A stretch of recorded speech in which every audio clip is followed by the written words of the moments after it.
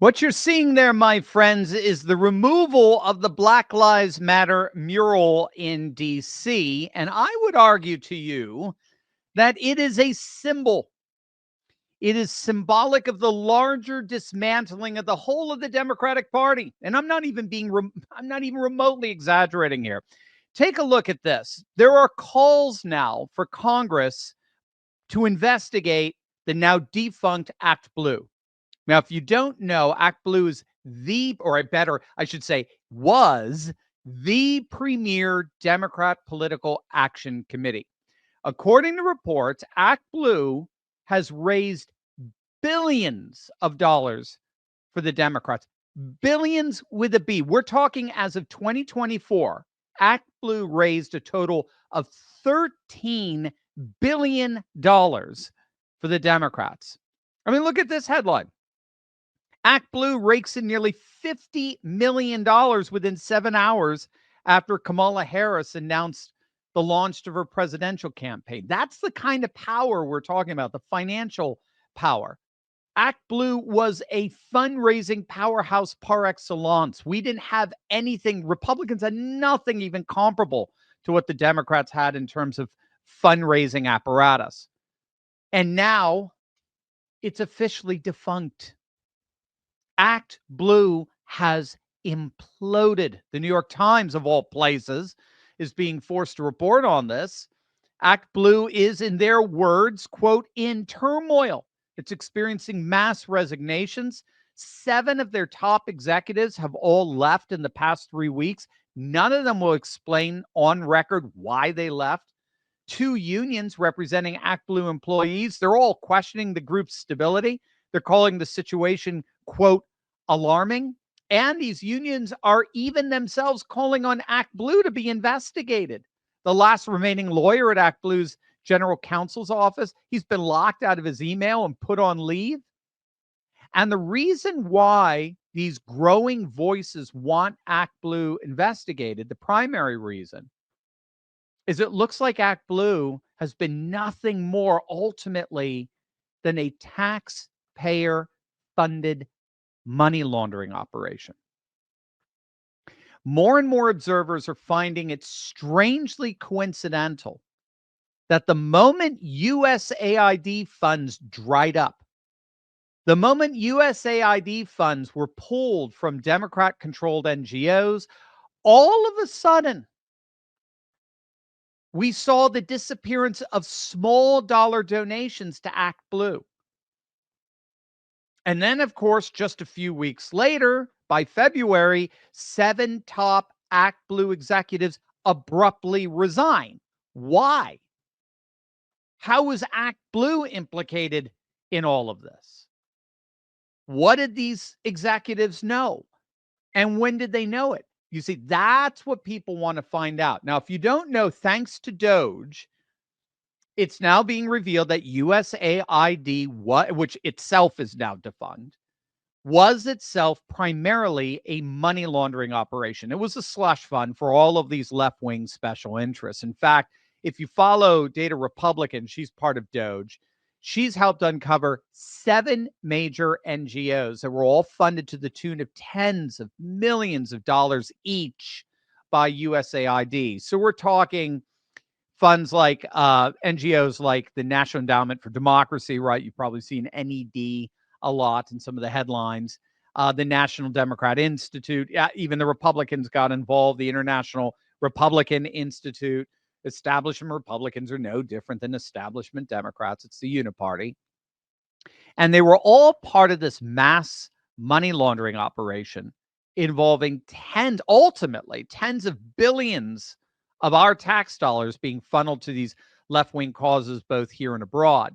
For example, as I understand, Bill Kristol, the warmongering, ultra-Trump hating neocon Bill Kristol, he's president of an organization called Defending Democracy. Molly Hemingway of the Federalist, she published a piece back in 2018 that reported on how virtually all of the Russian collusion conspiracy quackery that the legacy media was peddling at the time came from Bill Kristol's organization, this supposed defender of democracy organization. But first, gang, did you know scammers can literally steal your home right out from under you? Yeah, it's true. The FBI actually calls it house stealing, and it's a growing real estate scam targeting American homeowners. Basically, criminals forge your signature on one document, use a fake notary stamp, pay a small fee, and file it with your local recorder's office. And just like that, your home title has been transferred out of your name. Then they can take out loans using your equity as collateral or even sell the property behind your back, and you won't even know it's happening until you start getting collection or foreclosure notices. So let me ask you, when was the last time you checked your home title? Well, if you're like me, the answer is never. And that's exactly what scammers are counting on. That's why I trust Home Title Lock. Their $1 million triple lock protection helps keep your home and equity safe. Here's what you get. You get immediate 24/7 monitoring of your property. You get urgent alerts if there are any changes. And if fraud should happen, their US-based restoration team will spend up to $1 million to fix the fraud and restore your title at no additional costs. And here's the best part. I've teamed up with Home Title Lock to give you a free title history report so you can find out if you've already been a victim and access to your personal title expert. That's a $250 value just for signing up. So go to HometitleLock.com and use my promo code Turley250. That's Turley250, or click on the link in the description below. That's HometitleLock.com, promo code Turley250 to get the protection and peace of mind you deserve.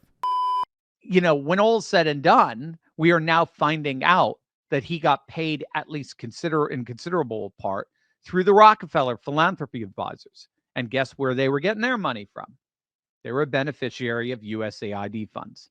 And so that's what you ended up that's what they did. Keep in mind, and I'm going to say this over and over again, now probably for the next 4 years, right? We're not uncovering waste here. We're not uncovering a system that has been abused. We're uncovering a system that's working exactly the way it was meant to. Over the decades, establishment bureaucrats created a system that they intentionally determined to make them rich. And you could see it just in the pattern of what was just unveiled. So tax money goes to USAID.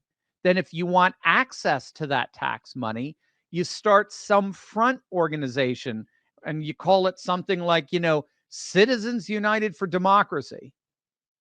Then you get tens of millions of dollars sent your way. You spend a portion of it on some Democrat antic here or there, and then you and your board pocket the rest. All of these organizations had executives making 6-7-figure salaries. Oh, and then what's essential, sorry, I didn't close the loop there. Then you have to make sure that you contribute, you donate money to the Democrats, who then make sure, and establishment Republicans as well, let's be fair, who then make sure that USAID funds continue to pour into your front organization. And they know you can get these USAID funds because they come from our tax dollars.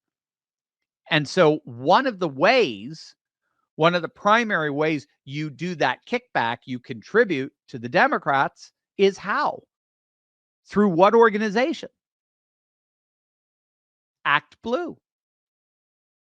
So that would explain why once USAID gets shut down, and then all of these Citizens United for Democracy NGOs end up comparably getting shut down, that would explain why ActBlue all of a sudden has to get shut down, because they are part of this. They are literally an intrinsic part of this loop of a money laundering scheme, a slush fund. And that's why more and more voices are calling for ActBlue to get investigated, especially in light of how it imploded in the shadow of the cessation of the USAID and its financial distributions. And it's not just ActBlue. Isn't it interesting that now that the gravy train's been cut off, isn't it interesting we're seeing so many layoffs in the various legacy media outlets? We know they were getting money, right? Politico was getting millions, AP millions. So all of a sudden now we're seeing people like Joy Reid and Lester Holt and Jim Acosta and Chuck Todd and Don Lemon. I mean, we've never seen anything like this.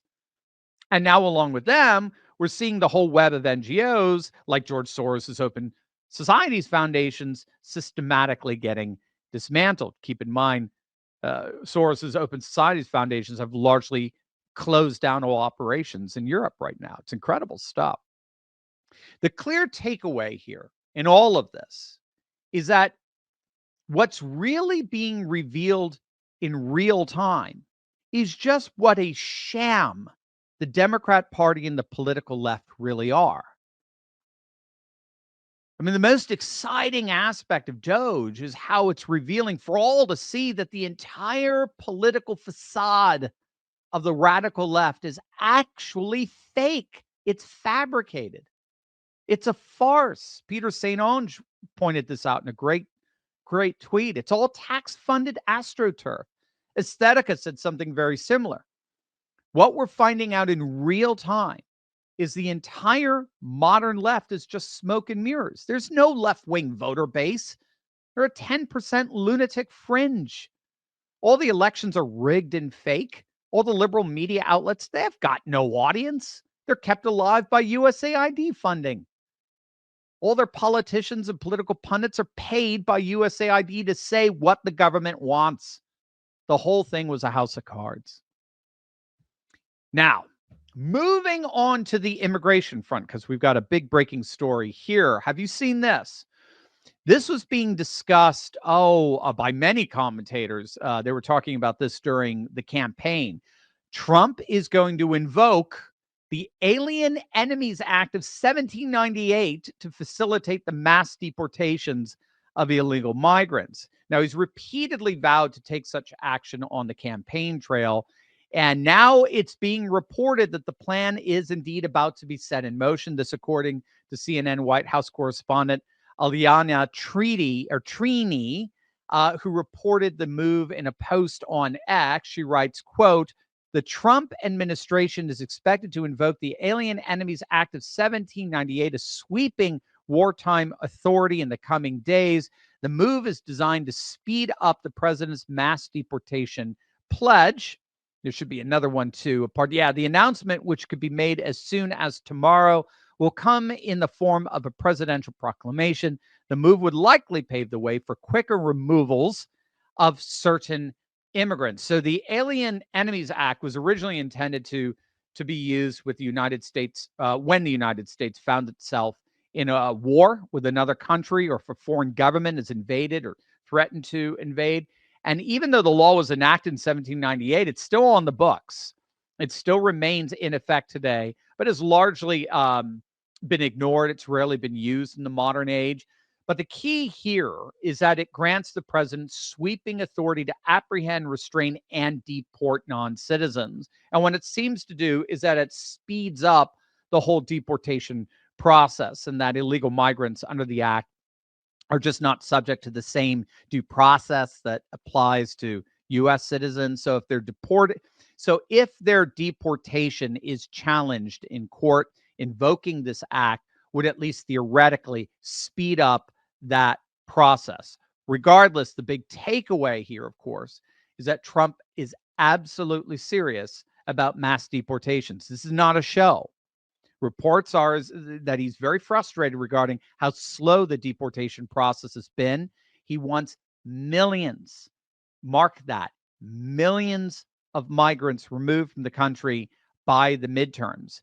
And we're just not seeing a pace that's going to be able to accomplish that. So it seems like he's using every single tool at his disposal to ensure that the biggest mass deportation operation in American history lives up to its name and its expectations. All this is to say that when it comes to their love of open borders, their money laundering operations, and even their precious BLM Boulevard, the world of woke liberal Democrats is indeed being systemically dismantled. By the way, click on the link in the description below to get all these articles and tweets I reference throughout my videos emailed to you each and every day. You're going to love it. We want you to have the best resources out there to convince your family and your friends of this new MAGA super age that's rising here.